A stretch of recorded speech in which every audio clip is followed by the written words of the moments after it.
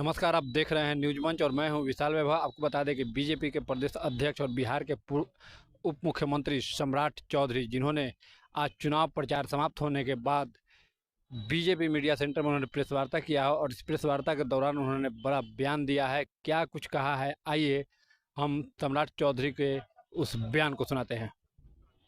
के बीच में मीडिया कर्मी ने डाटा मांगा कि कितना कर्मचारी काम कर रहे हैं, लेकिन आपके मंत्री जी को उपलब्ध नहीं। ये इंटरनेट पे उपलब्ध है सर।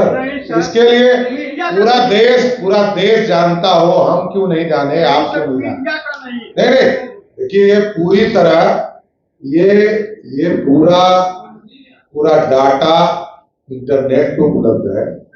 ये कोई घर में रखने वाली चीज नहीं है। चुनाव आयोग के द्वारा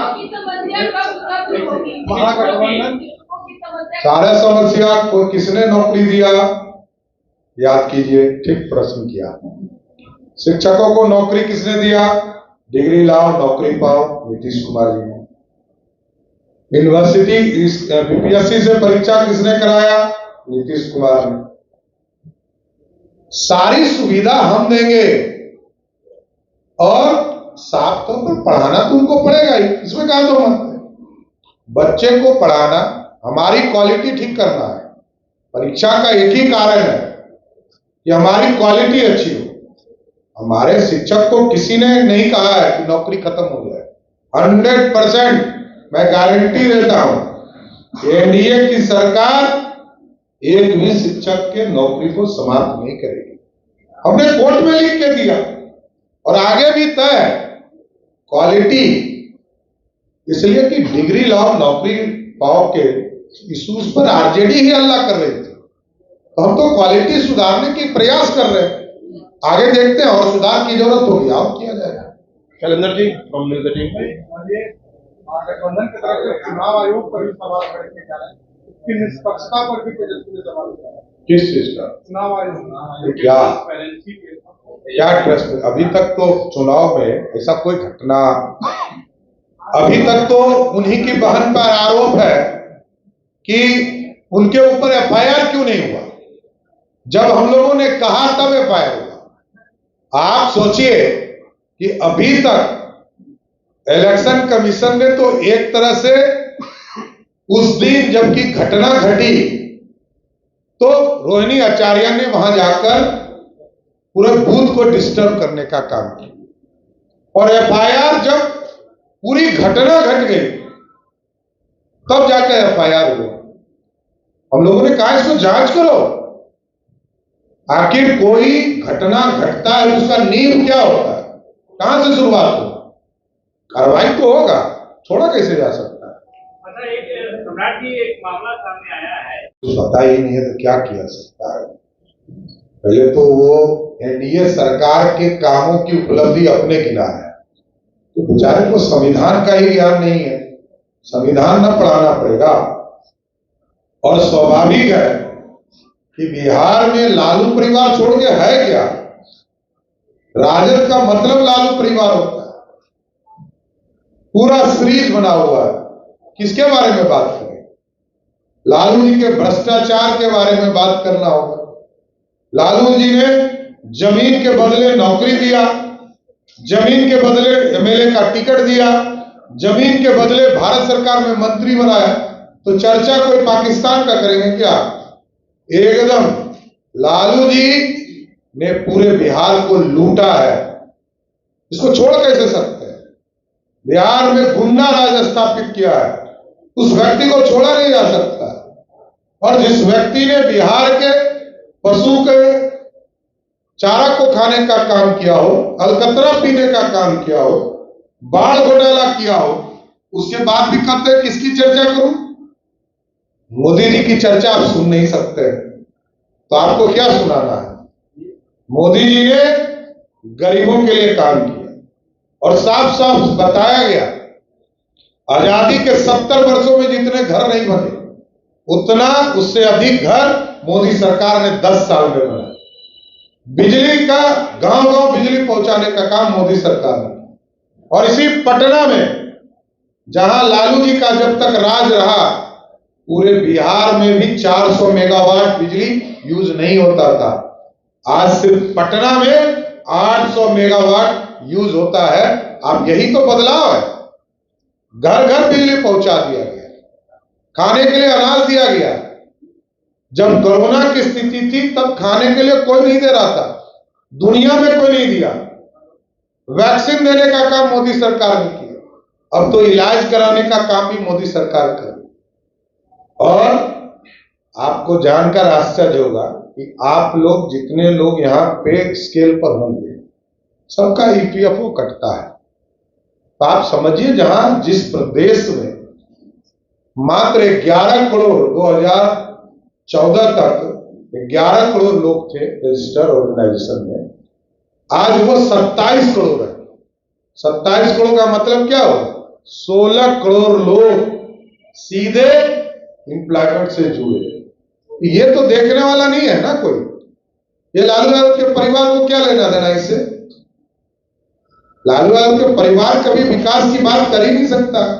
बिहार को लूटने को छोड़कर और क्या काम किया? लेकिन ये सम्राट में हुआ और पूरे देश में शांतिपूर्वक चुनाव हुए।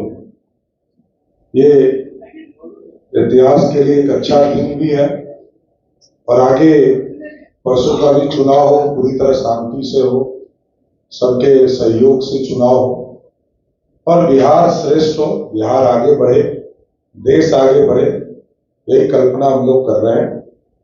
लेकिन देश ने जो इस तरह का मूड दिखाया उससे बड़ा स्पष्ट दिखता है कि नरेंद्र मोदी जी में पूरा भरोसा है और बिहार की भी जनता का जो आशीर्वाद है लगातार मोदी जी के आशीर्वाद के साथ है।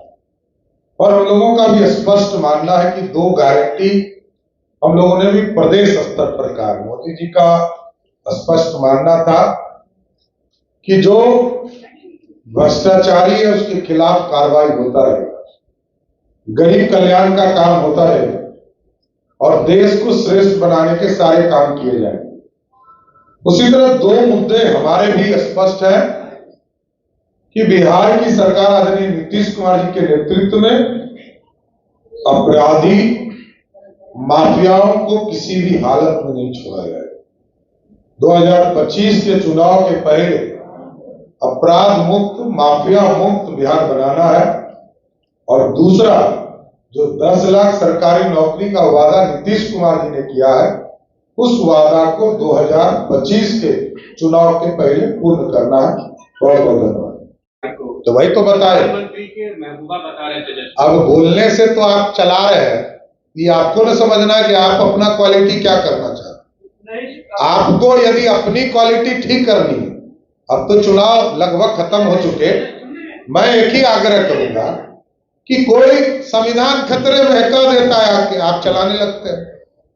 अरे भाई इसको सुधारिए। तो 10 साल हो गए मोदी जी को प्रधानमंत्री बने।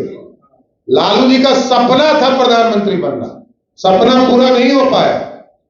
मोदी जी 10 साल से प्रधानमंत्री और लालू जी को चैलेंज करता हूं कि बताए कि कब आरक्षण दिया हो। ये तो कभी आप दिखाएंगे ही, किसी मीडिया ने नहीं लिखा होगा कि लालू ने कभी आरक्षण नहीं दिया। तो देखिए, आपको जो दिखाना है दिखाते रहिए, आप उसके लिए स्वागत योग हैं। सच्चाई दिखाने का काम कीजिए, पता चल जाएगा। सम्राट जी, एक एक करके सम्राट जी, हर मंच से आप कहते हैं कि माफिया को खत्म कर देना, कहीं ना कहीं आपकी क्या मजबूरी है? चुनाव था एकदम। नहीं, मैं नीतीश कुमार जी के नेतृत्व में काम कर रहा हूँ, गलतफहमी पहले हटा दीजिए। नीतीश कुमार जी ने ही कानून का राज बिहार में स्थापित किया। मैंने वो भी दिन देखा है, हमारे घर में मेरे पिताजी उसके पहले 4 टर्म एमएलए रहे। लालू यादव जी ने मेरा घर तोड़वा दिया। हम लोगों ने एक मच्छर नहीं मारा होगा, जेल में रहा हूं 88 दिन लालू यादव के अत्याचार को सह, वो दिन भी देखा हूं।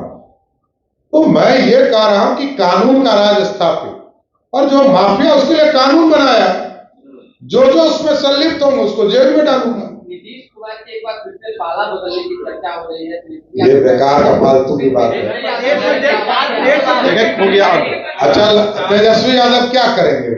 तेजस्वी यादव क्या कहेंगे? तेजस्वी यादव तो कुछ कह नहीं सकते ना, वो तो भ्रम ही फैलाएंगे ना। अरे आप नीतीश जी ने क्या कहा? नीतीश जी के पूरे चुनाव कार्यक्रम को आप सुनिएगा तो आपको अपने लगेगा कि नीतीश जी क्या बोल रहे हैं। देश प्रताप का कहना है कि बिहार में बीजेपी जो है वो फेल हो गई है और कमल मुरझा गया।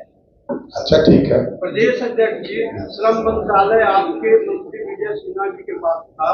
2-2.5 महीने से लगातार एनडीए को और नरेंद्र मोदी जी के नेतृत्व में देश में 400 पार और बिहार की 40 सीट जीतने के लिए पूरा प्रयास किया है।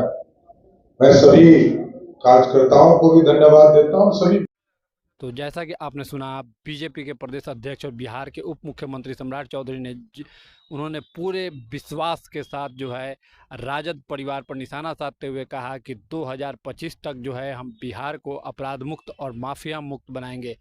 तो कहीं ना कहीं ये बयान बहुत कुछ जो है राजनीति में इशारा करता हुआ तो स्पष्ट है।